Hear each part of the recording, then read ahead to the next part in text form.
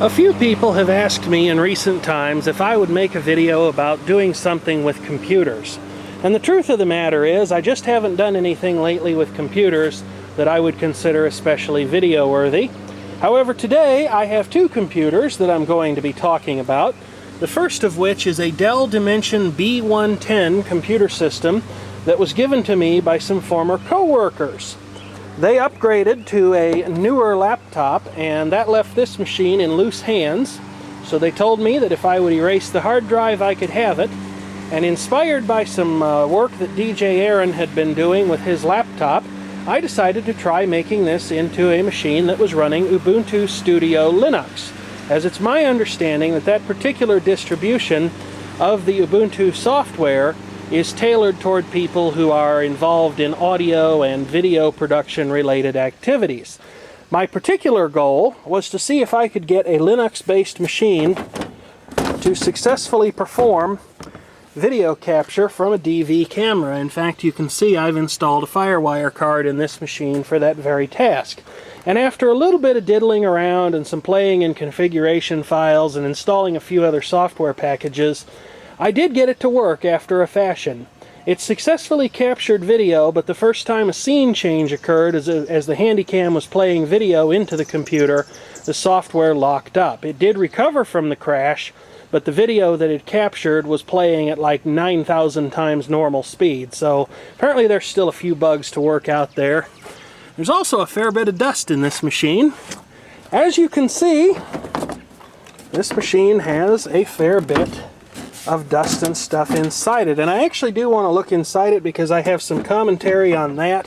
I really don't profess to understand what the point of Dell's Dimension B110 series machine was. I don't know if Dell was trying to use up parts or trying to fulfill some manufacturing contract that they had, as the Dell Dimension B110 is nothing more hardware-wise than what the Dimension 3000 was. And the Dimension 3000 is, of course, nothing more than a cut-down Dimension 4600 machine. That is to say, there's no serial ATA connectors, there's no AGP slot, just the artifact for this.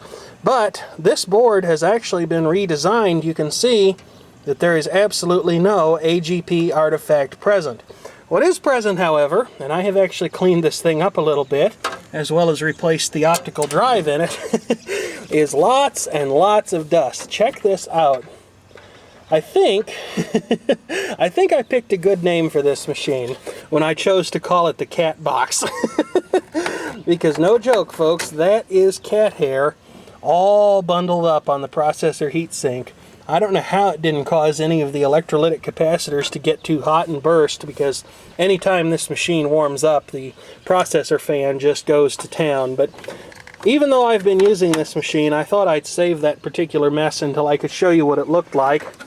And if I can get the front cover to pop off, which it looks like I can, you can see there's even more dust and cat hair caught up there in the front of the machine. I actually cleaned some of this out, what didn't fall out, just in the process of, handling the machine and removing the dead optical drive and stuff like that, but wow.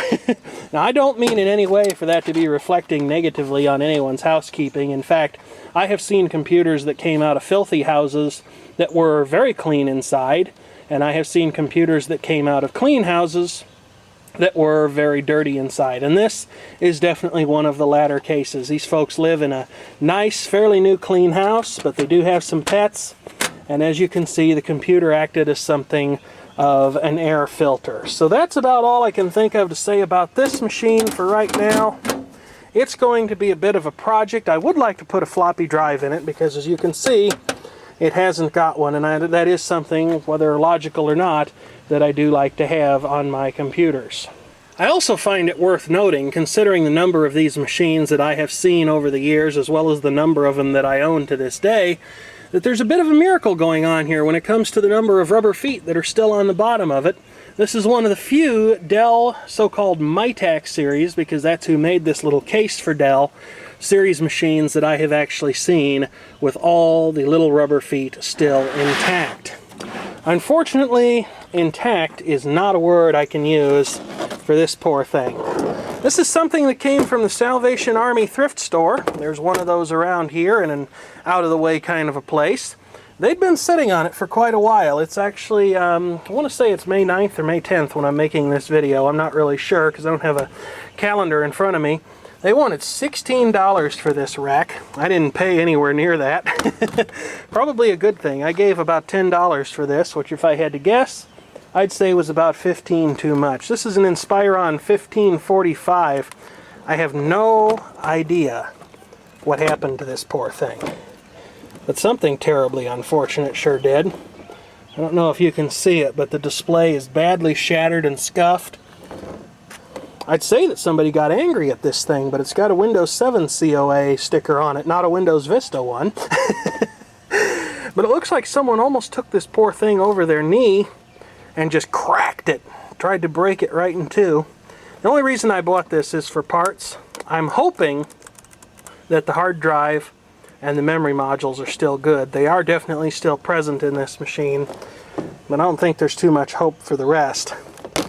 But I always try to do something amusing in most of my videos, and that's why I went and grabbed a Dell power adapter, because I just have to see if this poor, beaten machine can still manage to power up despite the horrible state that it's in. So give me just a moment.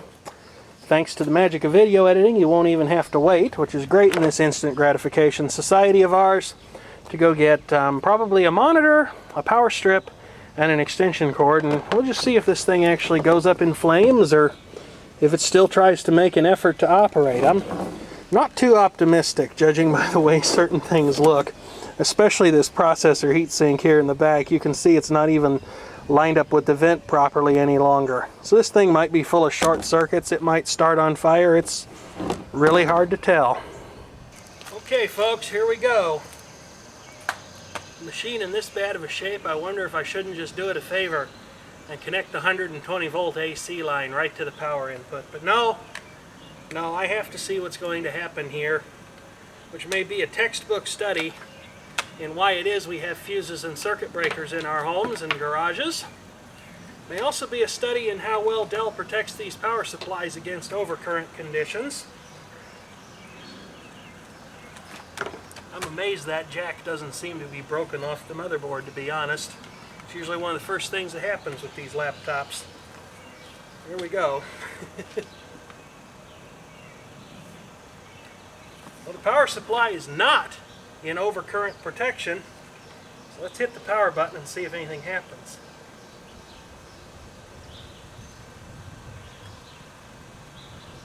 Nope. It's deader than a hammer, folks.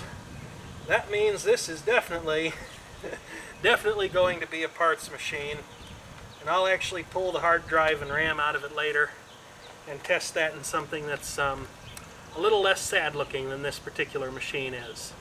As you can see, I decided, mainly for the humor value, to take this machine apart, and as I started to dismantle it, I began to smell something, and ultimately I saw what was probably the initial cause of death for this machine. That's right, it's been the victim of someone's having spilled a sticky drink inside it, and from the looks of things, very little was spared. But perhaps the saddest commentary of them all is the manufacturing date right there on the optical drive. This machine wasn't quite 3 years old. Wow. But the good news is, although I diddled my test bench machine by installing or attempting to install unofficial updates to Windows 2000, this hard drive does come online and spin up, even though it's a Toshiba drive, and I'm not really fond of their 2.5-inch hard drive products. But it's a nice little 250 gigabyte drive, and I'm sure it's probably perfectly fine, or at least it will be after I get done erasing it. I suppose that this microprocessor is probably perfectly good. Someone could probably make use of this heat pipe, and of course here is the little wireless networking board. The memory modules are actually being tested right now in another laptop in the other room. There was a total of 2 gigabytes of memory in this machine, 2 1 gigabyte modules, and it looks like those are going to be fine. So I guess the rest of this may as well go off to the recycler, and that's the end of that story. So, thank you for watching, and by all means feel free to leave a comment if you have one.